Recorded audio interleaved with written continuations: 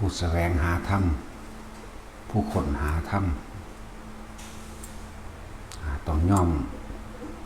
อุทิศชีวิตของตนเองทั้งชีวิตนั่นแหละเพื่อให้เขาถึงสัจธรรมความจริงของชีวิตความจริงของอริยสัจจึงเรียกว่าผู้ค้นหาธรรมผู้แสวงหาธรรมผู้ต้องการเข้าถึงธรรมต้องอุทิศชีวิตของตนทั้งชีวิตในการค้นหาตัวเองกับความจริงความจริงก็คือทุกข์สัตว์โลกทั้งหลายเกิดมาเป็นอย่างคือเป็นทุกข์เกิดมาแล้วเป็นอย่างคือทุกข์หิวร้อนหนาวแบบใดสาเหตุของทุกข์ที่เหตุในสัตว์โลกตัวเองเวียนว่ายตายเกิดรู้หนทางดับทุกข์ตลอดทั้งตัวเองค่ะดับการเวียนว่ายตายเกิดได้แล้วสิ้นตัณหาหมดความปรารถนานี่เรียกว่าผู้คนหาธรรมผู้แสวงหาธรรมที่อุทิศตนทั้งชีวิตได้แล้วเนี่ยตัวยอดมันก็คือตัวมูภิกษุนักบวชเมื่อคนหาธรรมแสวงหาธรรมเมื่อพบธรรมแล้วจะเกิดกลายเป็นผู้รู้ธรรมคำว่ารู้ธรรมมันนี่คือรู้อริยสัจนั่นแหละรู้หนทางของความจริงที่บ่เบียดเบียนทำลายให้ผู้ใดผู้หนึ่งสิ่งใดทรัพย์สินคนเฮาที่เบียดเบียนทำลายซึ่งกันและกันให้เสียชีวิตและทรัพย์สินก็คือคนยังมีความโลภมีความอยากมีความปรารถนามีตัณหาจึงทำลายจึงเบียดเบียนเพราะความปรารถนาในสิ่งใดสิ่งหนึ่งเว้ารวบยอดว่าปรารถนาแห่งความสุขปรารถนาความสมหวังความเด็กใดดังใจเรื่องนั้นเรื่องนี้จึงทำลายซึ่งกันและกันคือผู้เขาถึงธรรมแล้วก็จะรู้แจ้งในอริยะแปลว่าผู้ไม่เบียดเบียนแปลว่าผู้ไม่มีศัตรูสัจหมายถึงสัจจะตามความจริงยังล่ะถ้ายังเบียดเบียนอยู่แต่ยังมีความปรารถนาอยู่ก็จริงไปทั้งโลกิยะสัจจะสัตว์โลกที่เวียนว่ายตายเกิดในโลกเขาทำแบบนี้เขาต้องการแบบนี้โลกุตระสัจจะคนที่หมดความปรารถนาบ่มีตัณหาอุปทานอีกต่อไปแล้วเรียกว่าเป็นผู้อยู่เหนือการกระทำของสัตว์โลกทั้งปวงจึงเรียกว่าโลกุตระสัจเป็นความจริงที่ตัวเองถอนออกมาแล้วจากความปรารถนาหมดความปรารถนานี่คำว่าเป็นผู้รู้ธรรมเป็นผู้ถึงธรรมแล้วก็รู้สาเหตุแล้วรู้ทุกข์แล้วก็ดับทุกข์ได้แล้วดับความเกิดตัวของเองแล้วก็หนทางแห่งการแสวงหาหนทางแห่งการค้นหาหรือแนวทางแห่งการปฏิบัติก็รู้แจ้งในทางอันนั้นเรียกว่ามรรคก็แปลว่าทางมี8อย่างมี8ทัศนคติมีความเห็นถูกต้องตามความจริงว่าสัตว์โลกการกระทำสิ่งใดสิ่งหนึ่งตัวแล้วแต่เฮาต้องเป็นผู้กระทำเองแล้วเฮาก็ต้องรับเองเรียกว่าสัตว์โลกเป็นไปตามกรรมเห็นตามความจริงว่าบ่มีสิ่งศักดิ์สิทธิ์ใดบ่มีเทพเจ้าบ่มีสิ่งใดดลบันดาลให้สัตว์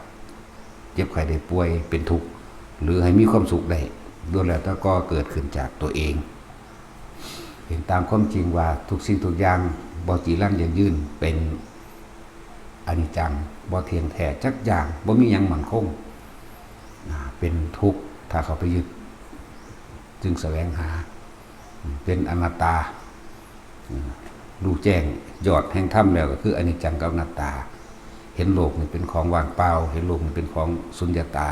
ขาดจากความยึดมั่นถือมั่นขาดจากสัญญาว่านั้นเป็นของตนจึงเรียกว่าเห็นสุญญตาถอนอัตตานุทิฏฐิถอนตัวตนคือถอนความเห็นออก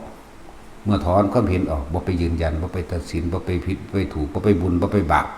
บ่ไปดีบ่ไปเลวโดยการกระทำทางเจตนาทางจิตบ่มีอีกแล้ว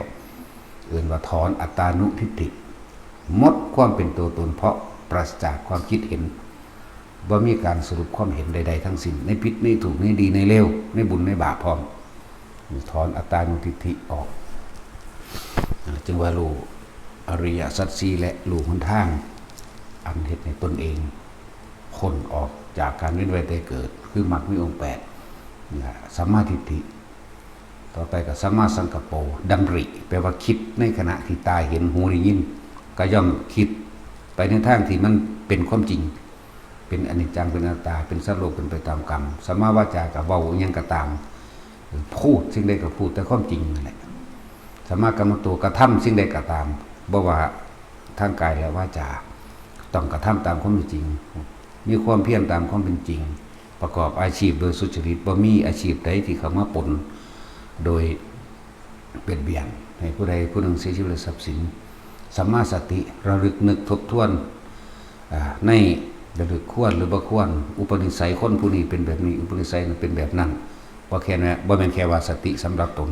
นะบ่แม่นแค่ว่าสำนั้นควรบ่ควรตามยุคตามกาลสมัยเวลาต่างๆมันก็เป็นสัมมาสมาธิพอจิตมันก็ตั้งมั่นดีอยู่แล้วนี่คือหนทางที่จะนำออกมาบอกมาแนะแนวให้กับผู้อื่นได้จึงเรียกว่าผู้รู้แจ้งธรรมผู้เห็นธรรมผู้เข้าถึงธรรมและผู้อยู่เหนือธรรมเหนือสรรพสิ่งทั้งปวงบ่อยู่ใต้อำนาจของกิเลสวัฏนะบ่อยู่ใต้อำนาจของกิเลสอีกแล้วคือบ่กระทำในความอยากใดดีไม่เป็นใดๆอีกแล้วนี่เอิ้นว่าอยู่เหนือเพียงแต่ว่าใส่มันแต่เก่าก่อนเฮาทุกคนเป็นธาตุทรัพย์สมบัติเป็นธาตุกายเป็นธาตุอารมณ์ก็ว่าเป็นธาตุกายเป็นธาตุเวทนาเป็นธาตุสัญญาเป็นธาตุสังขารเป็นธาตุวิญญาณเป็นธาตุรูปเป็นธาตุนามแต่ผู้อยู่เหนือรูปกับนามได้แล้วก็ใส่รูปกับนามนั่นแหละให้เป็นประโยชน์ต่อโลกฉะนั้นบุคคลผู้เข้าถึงธรรมรู้ธรรมแล้วก็ต้องอุทิศตนอุทิศตนรับถูกต่างๆอันสิเกิดจากกายเพราะว่าต้องอาศัยกายอาศัยวาจาในการสั่งสอนแสดงธรรมให้แก่หมู่สัตว์โลกรับได้ทั้งดอกไม้และก้อนหินรับหรือบ่รับแต่ว่าเป็นภาษาโลกว่ารับได้ที่จริงบ่รับนะบ่รับทนได้แต่บ่ทนที่จริงบ่ทนเพราะว่าอย่างมันบ่มีจุดหมายว่าเพื่อให้ได้สิ่งนั้นสิ่งนี้จึงบ่มีความทนแต่ว่าโลกตามตาเห็นโอ้เพิ่นอดเพิ่นทนคักเนาะถ้าบ่บอกภาษาสมมุติก็บอกบ่ได้สิเว้าวิมุตติวินัยเว้าฉะนั้นภาษาสื่อสารจึงเป็นสมมุตินะเป็นสมมุติสื่อสารเพื่อเกิดความเข้าใจการอธิบายขยายข้อความต่างๆก็ต้องอาศัยภาษาสมมุติ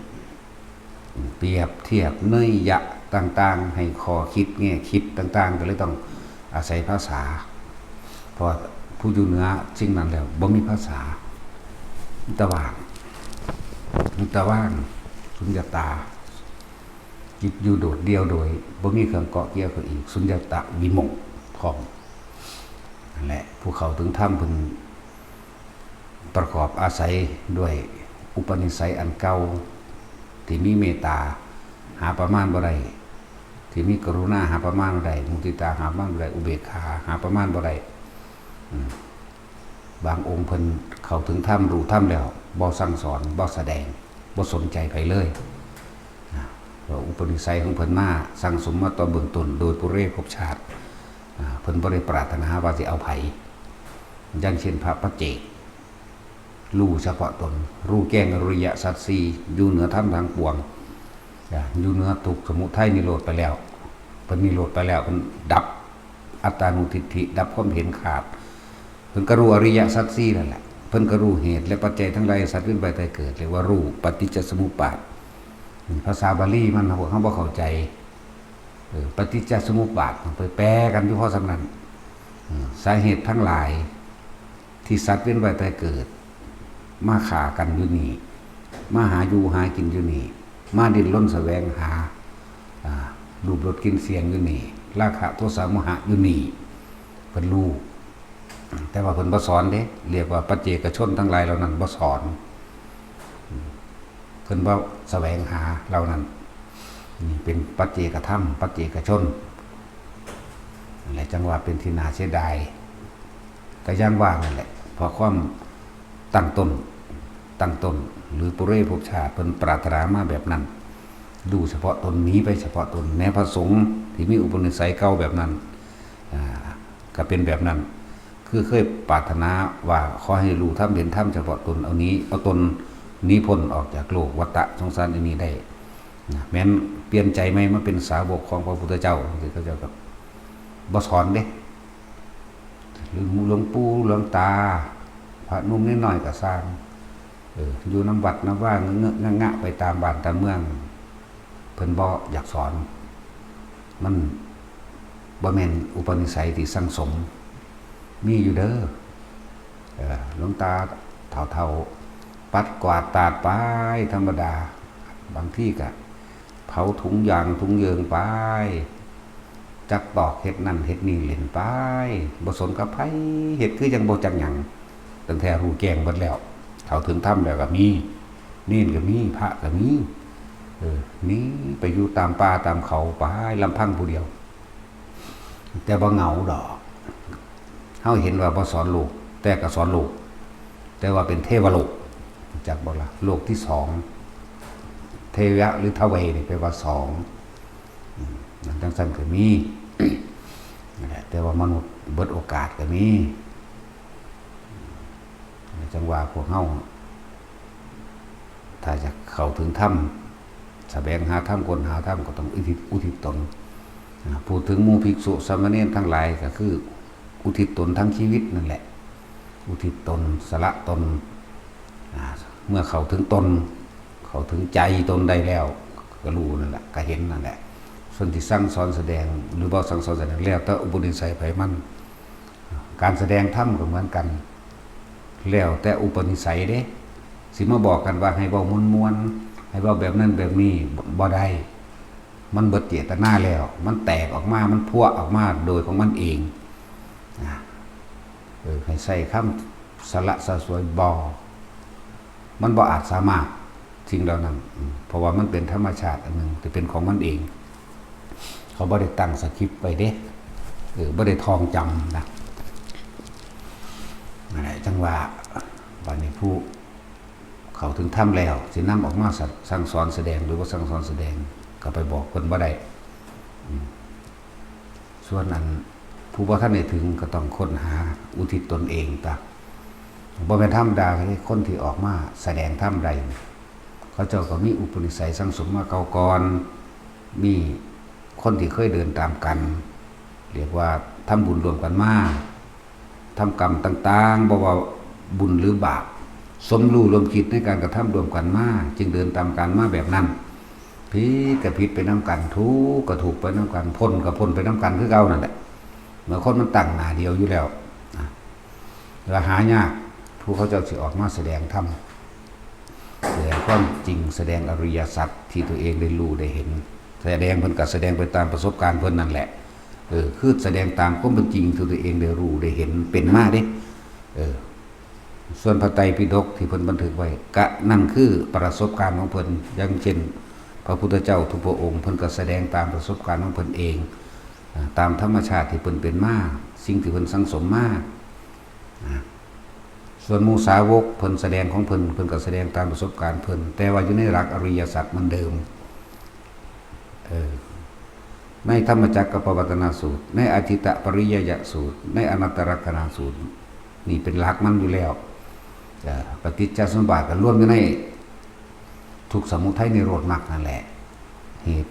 ทั้งหลายให้สัตว์เวียนว่ายตายเกิดเพราะกระทำกรรมสิ่งนี้ยุดเหตุรู้ท่านความคิดจากของได้แล้วเรียกว่าเหตุที่สัตว์ทั้งหลายยุดหรือมดตัณหาอุปทานโดยกันไม่เวียนว่ายตายเกิดสายเกิดกับสายดับปฏิจจสมุปบาทสายเกิดปฏิจจสมุปบาทสายดับนั่นแหละที่ว่านิโรธคามินีนะสายเกิดกับสายดับจึงเรียกว่าผู้รู้แจ้งธรรมผู้เข้าถึงธรรมเข้าถึงมองได้ก็เข้าถึงความจริงในอริยสัจสี่ในปฏิจจสมุปบาทส่วนอันอื่นอีกก็เป็นหนทางหรือเพิ่นให้เนยะในอนัตตลักษณะในอธิตปริยยะมื้อนี้ในรูปในนามในอาจตนะ12อาจตนะนอกอาจตนะในเป็นอดีตเป็นอนาคตล้วนแล้วแต่เป็นเนยะซื่อๆดอกอันนั้น แก่นมันก็อยู่ในอริยสัจสี่ปฏิจจสมุปบาทนี่ก็ได้หูเหตุและปัจจัยทั้งหลายของสัตว์เวียนไปแต่เกิดนะก็เอิ้นว่ารู้หนทางละรู้วิธีดับตัวเองละในเมื่อตัวเองอยากเองกระทำเองแบบนี้คิดเองแบบนี้ถ้าบ่อยากถ้าบ่คิดแต่หยุดเห็นที่สุดแห่งหนทางแห่งการดับทุกข์ได้ก็คือการเห็นความคิดเจ้าของเองนั่นแหละนี่มันก็อยู่นี่นึงเด้ล่ะนั่นแหละหายากอยู่เด้คนที่ออกมาสั่งสอนแสดงธรรมพระจริงๆแล้วก็บ่หลายดอกก็โดยสมมุติสงฆ์จังซี่ก็อาจสิมีอยู่ 300,000 ในประเทศไทยแต่ผู้เพิ่นแสดงธรรมโดยอริยสัจจริงๆมีพอ10 องค์บ่เด้อนับเบิ่งเด้อมีพอ10บ่ไล่มาตะหลวงพ่ออินทวายหมู่นี่นั่นแหละไล่มาตะรุ่นใหญ่ๆก่อนพ่อปู่บุญมาหมู่นี่ผู้เขาเจ้าบ่ได้สนใจเกี่ยวกับสิ่งศักดิ์สิทธิ์เกี่ยวกับหลายๆอย่างนั่นแหละพากันไปศึกษาเอาเองคนที่ออกมาแสดงธรรมใดนี่อุทิศตนรับได้ทั้งก่อนดอกไม้และก่อนหินเด้เมื่อยล้าบ่เมื่อยล้าตะกายแต่ว่าใจของเขาเจ้าบ่ได้เมื่อยบ่ได้ล้าเด้เขาเจ้าบ่มีใจนั่นแหละเมื่อยตะกายเฮ็ดผ้าเฮ็ดล้วนแล้วแต่นำทางให้สงเคราะห์เป็นสังฆะวัตถุสงเคราะห์ธรรมทานเนี่ยเป็นหนึ่งอยู่แล้วธรรมทานคือนำความจริงออกแสดงเรียกว่าธรรมทานแล้วก็สังฆทานหรือสังฆะวัตถุทั้งหลายเพราะว่าจะเป็นการผ้าปลูกผลหมากหลากไม้เพราะได้อยู่ได้กินนี่เรียกว่าสังฆะวัตถุเป็นสังฆทานก็ว่าได้ทานให้แก่คนหมู่มากหรือว่าสังฆทานบ่แม่นแต่ว่าท่านแต่สงฆ์อย่างเดียวหรอกเนี่ยสิพาเฮ็ดโดยแล้วแต่ว่าให้ทุกคนเห็นความยึดของเจ้าของนั่นแหละสิพาเฮ็ดอยู่นี่การช่วยเหลือแบ่งปันอย่างต่างๆอื่นสังฆทานหรือสังฆะวัตถุทานต่างๆสงเคราะห์ด้วยวัตถุมีผลหมากหลากไม้มีข้าวอาหารจากสารุของลุงตลอดทั้งที่อยู่อาศัยต่างๆนี่เรียกว่าสังฆะวัตถุทานส่วนธรรมทานนี่ก็แสดงอยู่นี่คนที่เอาธรรมทานออกมาแสดงอะไรก็ต้องหลายๆอย่างนั่นแหละที่เขาเจ้าเข้าถึงธรรมเข้าถึงความจริงเข้าถึงอริยสัจเข้าถึงเหตุแห่งสัตว์ทั้งหลายเกิดเข้าถึงเหตุทั้งหลายที่สัตว์บ่เกิดนั่นแหละหายากอยู่อดทนยอมอุทิศตนเท่าตายโดยบ่ได้สิ่งใดเลยนั่นแหละเพราะ